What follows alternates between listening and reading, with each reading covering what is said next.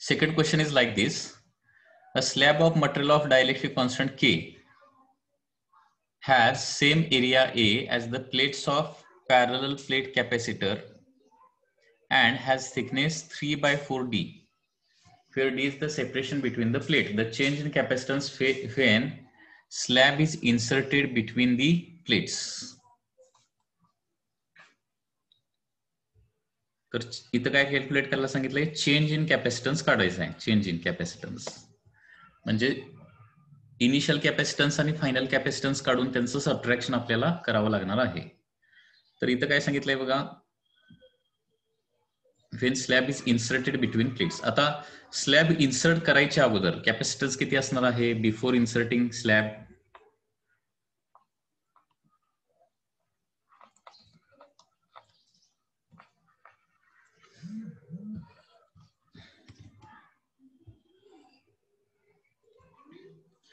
C is equal to A epsilon naught divided by D. ठीक आहे, म्हणजे प्रत्येक प्लेटचा एरिया इथे किती दिलाय, A इतका दिलाय आणि त्यांच्यामधलं सेपरेशन किती आहे, D आहे.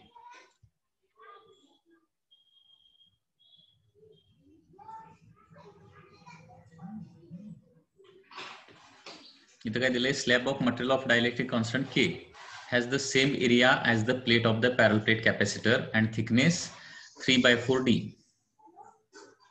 The change in capacitance when slab is inserted between plates. So initial capacitance asnar A epsilon naught by D, okay, before inserting the slab, and after inserting slab,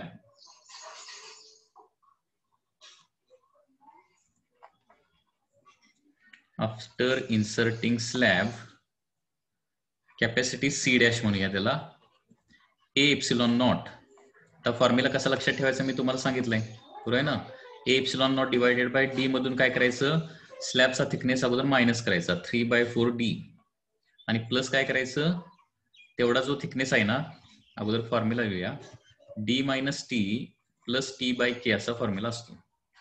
स्लॅबचा thickness अगोदर minus करायचा आणि परत T/K add करायचा. So A epsilon naught divided by D minus 3D/4, okay, plus 3D/4K असं होणार. Okay, कारण 3/4D आणि 3/4D/K या पद्धतीने होणार आहे. म्हणजे new capacitance C is equal to, हे सगळं D मायनस 3D/4 केलं तर D/4 राहणार, बरोबर आहे ना. D मायनस 3D/4 म्हणजे D/4 प्लस 3D/4K. आता त्याच्यातलं D जर कॉमन काढलं तर A epsilon naught by D bracket मध्ये काय राहणार बघा, 1/4 plus 3/4K. Okay, so new capacitance C dash is equal to A epsilon naught divided by D in bracket. आता ह्या ब्रॅकेट मधल्या टर्मचं ऍडिशन करायचं आहे, तर त्याच्यासाठी काय झालं पाहिजे, डिनॉमिनेटर सेम झाला पाहिजे 4K. तर पहिल्या टर्म 1/4 ला काय करूया, न्यूमरेटरला K आणि डिनॉमिनेटरला K न मल्टिप्लाय करूया, म्हणजे K डिवायडेड बाय 4K होणार. आणि मग आता ऍडिशन करू शकतो, म्हणजे काय येणार, K plus 3 divided bye 4K. ठीक आहे, आणि 4K जे आहे ते न्यूमरेटरला जाईल, 4K न्यूमरेटरला जाईल, म्हणजे A epsilon naught into 4K divided by D in bracket K plus 3. Okay, so this is the final capacity, A epsilon naught by D 4K divided by K plus 3.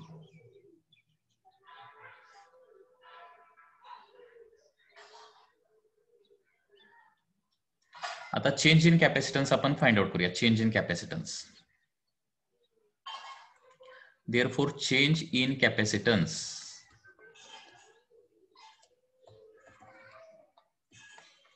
Delta C is equal to final capacity minus काय असणार आहे, initial capacity, म्हणजे C dash minus काय होणार आहे, C फक्त होणार. Okay, C dash minus C. So delta C is equal to C dash म्हणजे किती आहे आता, सी म्हणजे एप्सिलॉन नॉट बाय डी आणि सी डॅश म्हणजे epsilon naught by D into 4k divided by K plus 3 आहे. दोघांच्यातलं A epsilon naught by D common काढूया, म्हणजे सी डॅश मधलं ब्रॅकेटमध्ये काय येणार 4k divided by K plus 3 राहणार, मायनस सी म्हणजे एप्सिलॉन नॉट बाय डी, ते कॉमन काढलं तर इथं काय राहणार 1 कॉमन राहणार आहे. मग आता 1 म्हणजे 1 बाय 1 क्रॉस मल्टिप्लिकेशन जर केलं 1 बाय 1, इथं 1 बाय 1 लिहिलं तर क्रॉस मल्टिप्लिकेशन केलं तर 1 इंटू 4k म्हणजे 4k, मायनस यानं 1 ला मल्टिप्लाय केलं तर काय होणार आहे minus K minus 3 divided by denominator काय येणार आहे 1 into K plus 3, that is K plus 3 होणार. म्हणजे चेंज इन कॅपॅसिटन्स येणार A epsilon naught by D, आता 4k मायनस के म्हणजे 3k मायनस 3 येणार, 3k minus 3 divided bye k plus 3. So that is the final answer. Okay, answer असा answer आहे का बघायला पाहिजे. आता 3k मायनस 3 न्यूमरेटरला कुठंच नाहीये आणि डिनॉमिनेटरला k प्लस 3 एक ऑप्शन मध्ये, 2 ऑप्शन मध्ये आहे. म्हणजे याचा अर्थ चेंज इन कॅपॅसिटन्स काढायचं नसून, म्हणजे हा प्रॉब्लेम मध्ये प्रिंटिंग मिस्टेक आहे. चेंज इन कॅपॅसिटन्स ऐवजी final capacitance when slab is inserted असा क्वेश्चन पाहिजे, म्हणजे इथपर्यंतच आपला आन्सर करेक्ट येते. चेंज इन कॅपॅसिटन्स काढायचं नाहीये, चेंज्ड कॅपॅसिटन्स असं म्हणायला पाहिजे किंवा फायनल कॅपॅसिटन्स म्हणायला पाहिजे. तर ए epsilon not 4k divided by K plus 3, so D हे त्याचं काय येणार आहे आन्सर येणार. ओके, सो थोड्या printing mistake problem printing mistake book मध्ये आहेत, त्याला काय आता पर्याय नाहीये, कदाचित पुढच्या वर्षी त्या करेक्ट होतील. सो चेंज इन कॅपॅसिटन्स विचारलं तर हेच आपला आन्सर येणार आहे, हे आपला आन्सर ऍब्सोल्युटली करेक्ट आहे. कुणाला काय याच्यामध्ये डाऊट असला तर विचारा. Before inserting A epsilon naught by D, आणि इन्सर्ट केल्यानंतर काय होतं A epsilon naught by D 4k upon K plus 3 येतं. हा बेसिक फॉर्म्युला वापरून आपण सॉल्व्ह केलेला आहे. आणि चेंज इन कॅपॅसिटन्स काढायचं असेल तर फायनल कॅपॅसिटन्स म्हणजे C dash minus initial capacitance म्हणजे सी करावं लागणार, आणि ते कॅल्क्युलेशन केल्यानंतर किती येतं 3k मायनस 3 येतं.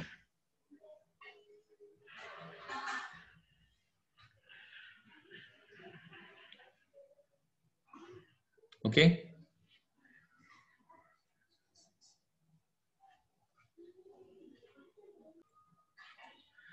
now this is the next question. Energy stored in capacitor and dissipated during charging a capacitor bears a ratio. Okay, energy stored in capacitor to energy dissipated during the charging a capacitor bears the ratio. आता हे कसं answer येणार बघा. आता बघा, energy stored in कॅपॅसिटरचा formula काय असतो,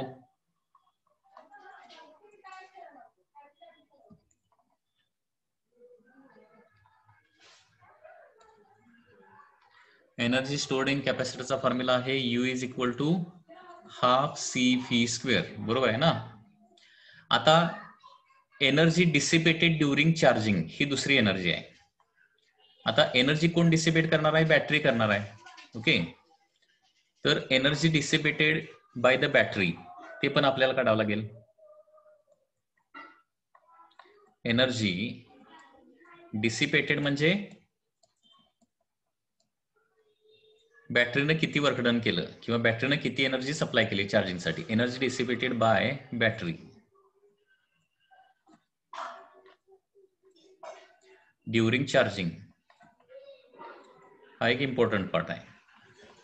ओके, तर ते कसं काढणार, वर्कडन आपण लिहिणार, वर्कडन किंवा जस्ट वर्कडन म्हणूया. वर्कडन इज इक्वल टू काय येणार आहे Q इंटू फी येणार. हा फॉर्म्युला कुठून, कारण पुन्हा एकदा आपण बघितलंय बघा, potential is equal to work done per unit charge असतं, किंवा PD is the work done per unit charge, so W is equal to Q into phi येणार आहे.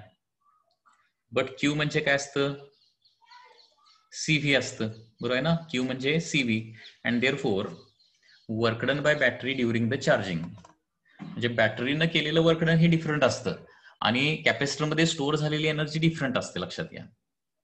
सो वर्क डन किती येणार आहे, दॅट इज क्यूच्या ठिकाणी सीव्ही ठेवतो, बरोबर आहे ना. W is equal to Q into V आहे, क्यूच्या ठिकाणी सीव्ही ठेवलं इंटू व्ही, म्हणजे वर्क डन बाय बॅटरी असतं सी व्ही स्क्वेअर. म्हणजे बघा म्हणजे कॅपॅसिटरला व्ही व्होल्ट पर्यंत चार्जिंग करण्यासाठी बॅटरीला किती वर्क डन करावं लागतं, सी व्ही स्क्वेअर. ती सगळीच्या सगळी एनर्जी कॅपॅसिटर मध्ये स्टोअर होत नाही. Energy stored in capacitor half C V square असते. मग बाकीची एनर्जी कुठे जाते, तर बाकीची एनर्जी हीटच्या स्वरूपात वाया जाते थोडक्यात. ठीक आहे. सो देअरफॉर आता फायनल आन्सर आपला येणार ratio of energy stored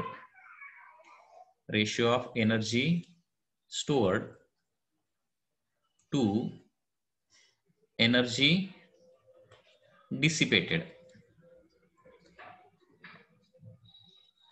for charging, म्हणजे वर्क डन. तर U बाय W काढायला सांगितलंय. U is half CV square and W is CV square. So CV square CV square cancel and U by W येतं answer is equal to half.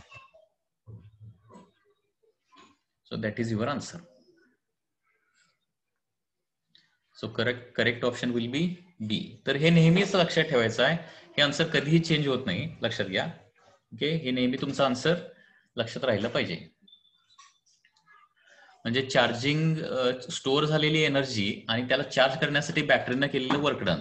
Okay, तर store झालेली energy half CV square असते आणि बॅटरीने चार्जिंगसाठी केलेलं work done हे नेहमी CV square असतं. हे नेहमी लक्षात ठेवायचं. म्हणजे हाफ एनर्जी बॅटरीनं जी टोटल एनर्जी सप्लाय केली आहे ना, त्याच्यामधली हाफ एनर्जी कॅपॅसिटर मध्ये स्टोअर होते, तर हाफ एनर्जी जी आहे ती हीटच्या स्वरूपात वेस्ट होते. नेहमीच असं होतंय. सगळीच्या सगळी energy as it is store होत नाही. Okay, so this is your next question. Question काय दिलाय बघा, a charge plus Q and minus Q are placed at point A and B. Okay, A या ठिकाणी प्लस क्यू चार्ज ठेवलाय, बी या ठिकाणी मायनस क्यू चार्ज ठेवलाय. ठीक आहे. Which are distance 2L apart, त्यांच्यामधलं सेपरेशन 2 कॅपिटल L आहे. C is the mid point of A and B, work done in moving charge plus Q.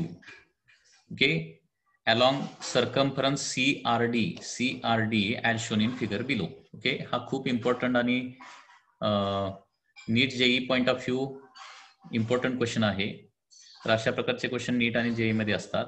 तर प्लस क्यू चार्ज सुरुवातीला सी या ठिकाणी ठेवायचा आहे आणि CRD पाथनं फायनली कुठं आणायचा, D या पॉइंटला आणायचा आहे. तर इथं वर्कडन किती होणार असं विचारलंय. Work done in moving charge plus Q. आता वर्कडन म्हणजे काय असणार आहे, चेंज इन पोटेन्शियल एनर्जी. म्हणजे सुरुवातीला प्लस क्यू चार्ज सी ला असतानाची पोटेन्शियल एनर्जी काढायची आणि नंतर प्लस क्यू चार्ज हा डी ला नेल्यानंतरची पोटेन्शियल एनर्जी काढायची आणि दोन्ही पोटेन्शियल एनर्जीचं काय करायचं, सबट्रॅक्शन करायचं, फायनल मायनस इनिशियल करायचं. ठीक आहे. तर सुरुवातीला कॉन्फिगरेशन कसं होतं बघा.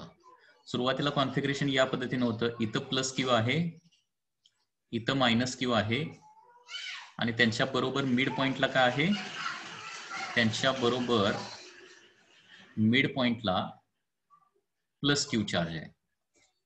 म्हणजे 3 चार्जेसची पोटेन्शियल एनर्जी काढायची. तर आपल्याला potential energy, initial potential energy त्याला U1 म्हणूया. इनिशियल पोटेन्शियल एनर्जी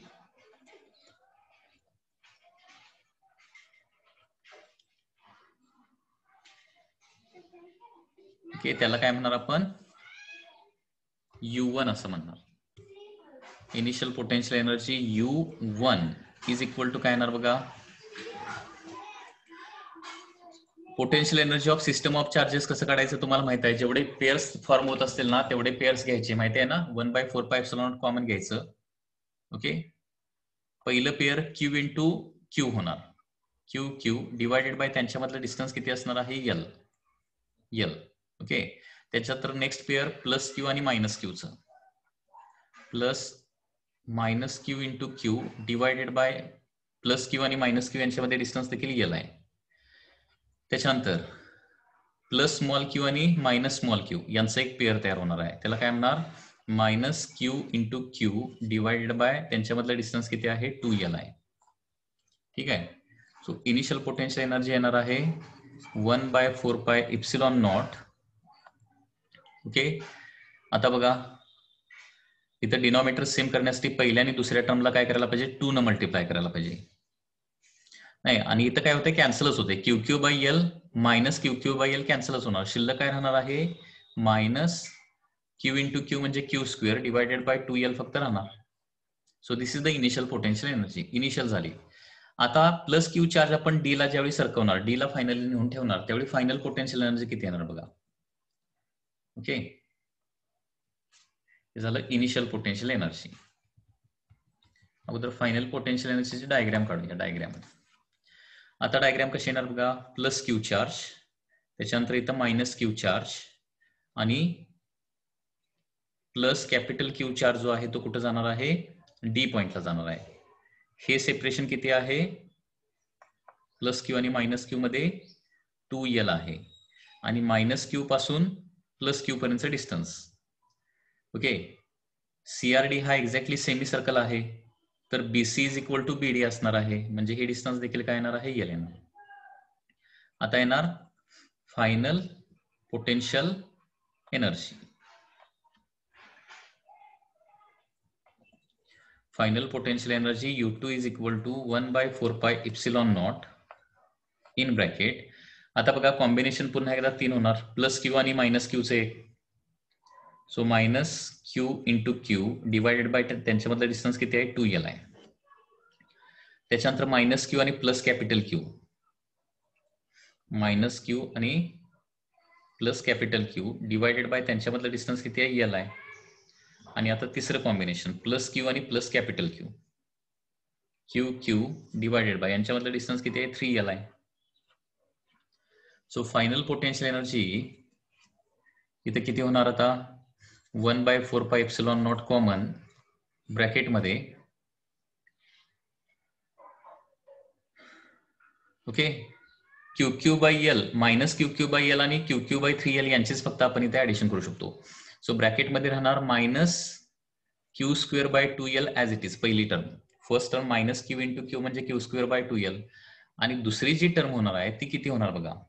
इथं डिनॉमिनेटर मी जर 3 केला, म्हणजे दुसरी जी टर्म आहे ना, minus Q capital Q divided bye L, इथं डिनॉमिनेटर 3 करायचं झाला तर न्यूमरेटर 3 करायला पाहिजे. मग मायनस 3QQ प्लस QQ म्हणजे मायनस 2QQ राहणार ना, minus 2QQ divided by 3L राहणार. काय केलं लक्षात आलं का बघा, या दोन टर्मचं फक्त मी ऍडिशन केलंय. इथं डिनॉमिनेटर 3L म्हणजे हे मायनस 3QQ आणि इथं QQ म्हणजे मायनस 3QQ प्लस QQ म्हणजे मायनस 2QQ राहणार. ठीक आहे, so this is the final potential energy. आणि वर्क डन म्हणजे काय असणार आहे, work done is nothing but final potential energy minus initial potential energy. Okay, this is the work done by external agency. Work done by external agency, work done external असं लिहूया. Work done external is equal to final potential energy minus initial potential energy. So final potential energy 1/4πε0, okay, in bracket minus Q²/2L plus minus 2QQ/3L minus initial potential energy आहे 1/4πε0 minus Q²/2L एवढंच आहे.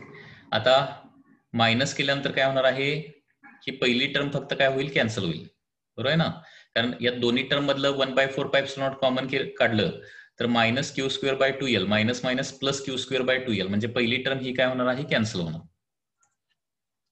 म्हणजे हे आणि हे cancel होत आहे, बरोबर. And therefore work done external किती राहणार मग, 1/4πε0 राहणार आणि काय राहणार आहे, minus 2Q capital Q divided bye 3L एवढं राहणार. तर असा ऑप्शन कुठला आहे बघा. आता 2 न 4 ला डिवाइड करूया. 2 न 4 ला डिवाइड केलं तर 2 राहणार, 2 इंटू 3 6 म्हणजे minus Q divided by 6 pi epsilon naught L असं फायनल आन्सर येणार. Minus Q Q divided by 6 pi epsilon naught L. So answer will be first. So first answer will be there. कुणाला काय doubt आहे का?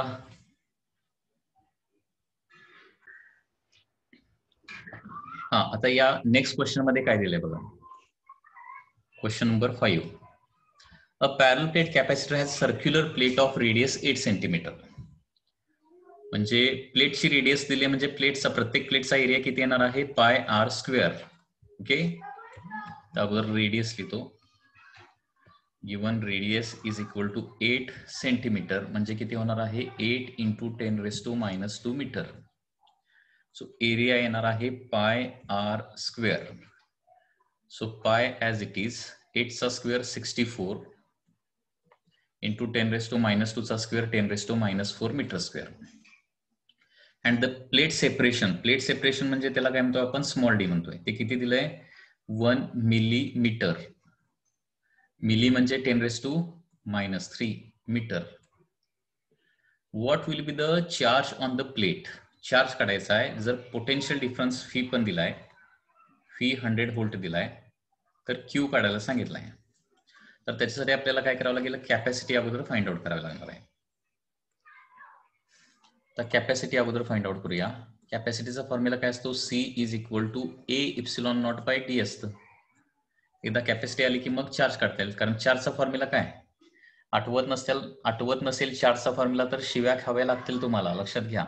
चार्जचा formula काय आहे? CV. CV हे लक्षात ठेवायचं.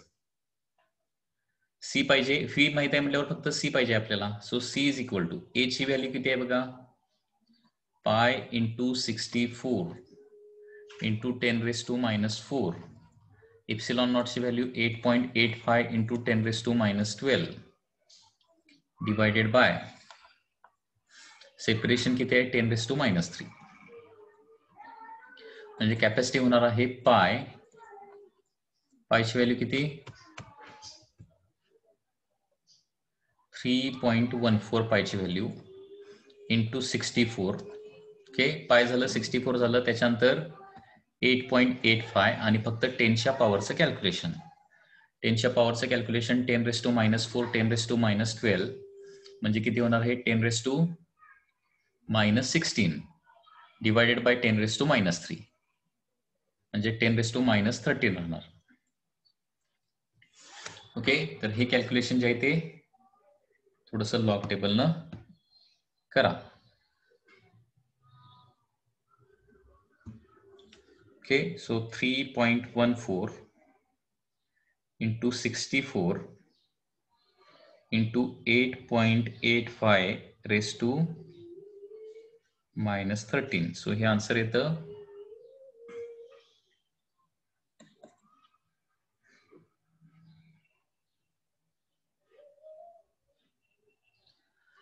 1778 इंटू 10⁻⁻13.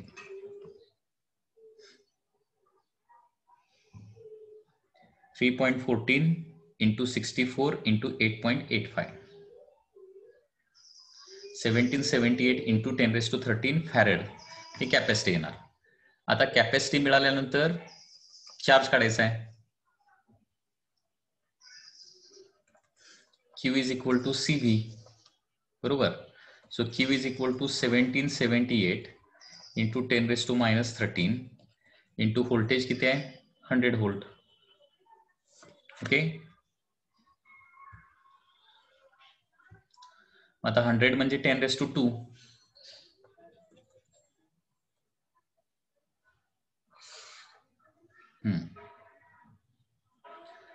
100 म्हणजे 10⁻² म्हणजे 1778 इंटू 10⁻² किती येणार बघा?